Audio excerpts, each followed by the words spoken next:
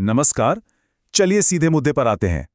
आज हम जापान के सबसे कुख्यात और कह सकते हैं सबसे रहस्यमयी क्रिमिनल सिंडिकेट याकुजा की दुनिया में बहुत गहराई से उतरने वाले हैं। अच्छा, जरा एक बात सोचकर देखिए। क्या ऐसा हो सकता है कि मुंबई के बीचों बीच डी कंपनी का कोई रजिस्टर्ड हेडक्वार्टर हो? सुनने में ही अजीब लगता है ना? लेकिन जापान में एक क्रिमिनल गैंग ने बाकायदा अपना हेडक्वार्टर बना रखा है और वो वहीं से सबके सामने अपना पूरा नेटवर्क चलाते हैं। और यही विरोधाभास, मतलब यही कॉन्ट्रडिक्शन, याकुजा की कहानी का सबसे अहम हिस्सा है। तो फिर सवाल ये उठता है कि दुनिया का ये सबसे अनोखा माफिया सबकी नज़रों के सामने इतने सालों तक काम कैसे करता रहा? इस सवाल का जवाब जानने के लिए हमें उनकी जड़ों तक जाना होगा, मतलब एकदम शुरुआत से समझना होगा। ठीक है, तो चलिए इसमें गोता लगाते हैं। देखिए, याकुजा की असली ताकत को समझने के लिए हमें थोड़ा पीछे जाना होगा। जापान के उस सामंती दौर हैं जहां से उनकी कहानी शुरू हुई। तो जापान के एडो पीरियड में समाज का जो ढांचा था वो बहुत ही ज्यादा सख्त था, और इस ढांचे में सबसे नीचे थे वो लोग जिन्हें समाज ने एक तरह से बाहर निकाल दिया था। इन्हीं लोगों में से दो ग्रुप्स उभरे। एक थे तेकिया, जो गलियों में छोटी मोटी दुकानें लगाकर अपना गुजारा करते थे, और दूसरे थे बाकुतो, जो इलीगल जुआ चलाते थे। इन ग्रुप्स ने समाज के बाहर अपना एक अलग ही इकोसिस्टम बना लिया था। और दिलचस्प बात यह है कि याकुजा नाम की कहानी भी कुछ ऐसी ही है। ये नाम एक जापानी कार्ड गेम से आया है, जिसमें 8 यानी या, 9 यानी कू और 3 यानी जा का कॉम्बिनेशन सबसे बेकार माना जाता था। तो समाज ने इन लोगों पर किसी काम का नहीं वाला लेबल लगा दिया, और फिर बाद में इन्होंने इसी नाम को अपनी पहचान बना लिया। चलिए अब आगे बढ़ते हैं और देखते हैं कि ये सब कैसे आगे बढ़ा। देखिए, याकुजा को जो चीज़ दुनिया के बाकी माफिया ग्रुप से अलग करती है वो है उनका बेहद ऑर्गेनाइज स्ट्रक्चर।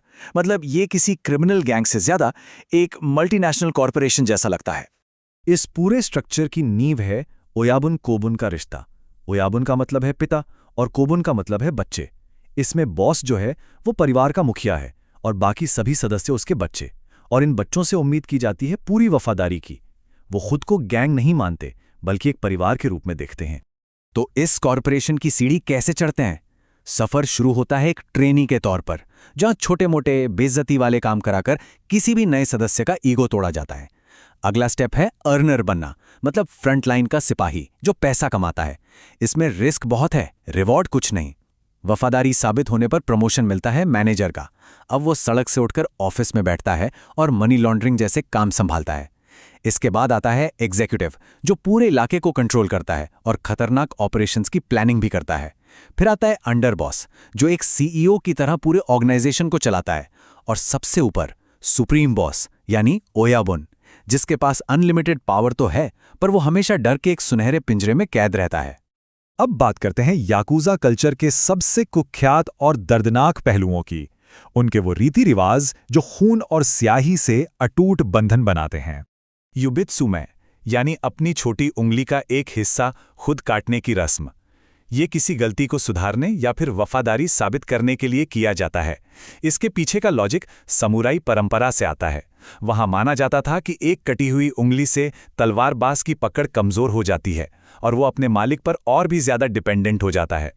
फिर आते हैं इरेजुमी, यानी पूरे शरीर पर बने टैटू।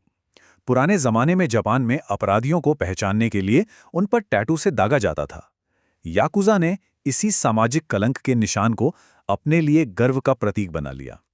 इन टैटू को बनाने की जो पारंपरिक प्रोसेस है, जिसे तेबोरी कहते हैं, वो बहुत ही धीमी और बेहद दर्दनाक होती है। सालों लग जाते हैं इसे पूरा होने में। तो सबसे जरूरी बात यह है कि ये दोनों रस्में मिलकर एक सदस्य को हमेशा के लिए फंसा देती हैं। एक तरफ युबित्सु में उसे फिजिकली कमजोर बनाकर गैंग पर डिपेंडेंट बना देता है, तो दूसरी तरफ इरेजुमी टैटू उसे बाहरी समाज से बिल्कुल अलग थलग कर देता है। मतलब एक रस्म उसे अंदर से बांधती है और दूसरी बाहरी दुनिया के दरवाजे बंद कर देती है। लेकिन याकुजा की कहानी में एक और हैरान करने वाला पहलू है। ये अपराधी कई बार राष्ट्रीय संकट के समय में आम लोगों के सबसे बड़े मददगार बनकर भी सामने आए हैं। और हां, यह समझना भी जरूरी है कि याकुजा कोई एक गैंग नहीं है। ये एक तरह का अम्ब्रेला टर्म है, जिसके तहत कई अलग अलग और कभी कभी तो एक दूसरे के दुश्मन सिंडिकेट्स भी काम करते हैं। बिल्कुल वैसे ही जैसे इटली में माफिया है। जैसे 1995 में जब कुबे में भयंकर भूकंप आया तो यामागुची गुमी सिंडिकेट ने सरकार से भी ज्यादा तेजी से और असरदार तरीके से लोगों तक मदद पहुंचाई। इतना ही नहीं, 2011 में तोहोकू भूकंप और सुनामी के दौरान भी कई सिंडिकेट्स ने पीड़ितों के लिए टनों राहत का सामान भेजा। इन सब वजहों से लोगों के बीच उनकी एक बहुत ही कॉम्प्लिकेटेड इमेज बनी। लेकिन कहानी का आखिरी चैप्टर याकुजा के पतन का है। चलिए देखते हैं कि कैसे जापानी सरकार ने एक सिस्टमैटिक अभियान चलाकर इस ताकतवर संगठन को घुटनों पर ला दिया। ये जो आंकड़े हैं, ये अपने आप में पूरी कहानी बयां कर देते हैं।